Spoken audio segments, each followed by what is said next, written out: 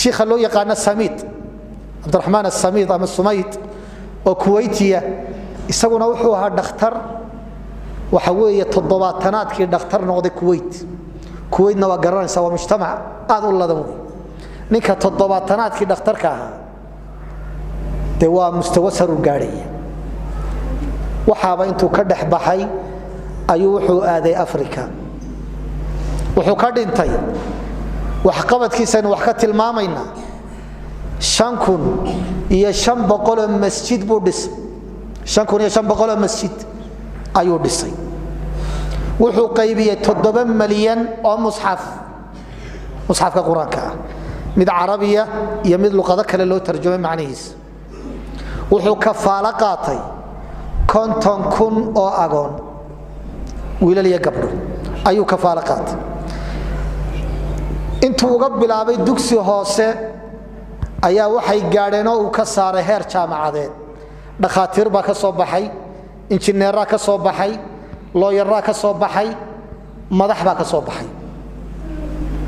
wuxuu dhisay 840 goob oo waxbarasho laga bilaabo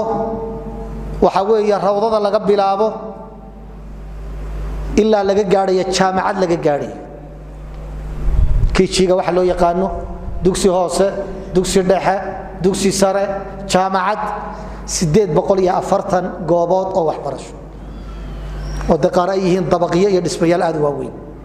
waa kaligi waxa ka faa'iideystay nus milyan ardayda ba ka aflaxay nus milyan ayaa ka soo baxay goobahaas wuxuu qoday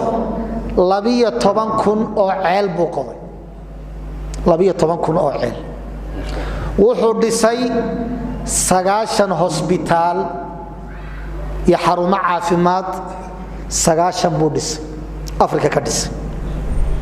walibana waa marka la yareeyo siday tilmaamaan culimadii Kuwait waa ilaa hadaad Google galiso xisaabahan 10 jibaar baa lagu dhufto dadku waxba ka badbadiyaan xisaabo badan halka 7 milyan masaaxiibta inuu ka sheegnay qaar baa waxay ka dhigeen 100 milyan ka dhigay laakiin tani waa culimadii Kuwait ee saaxiibada la waa wixii ay sheegeen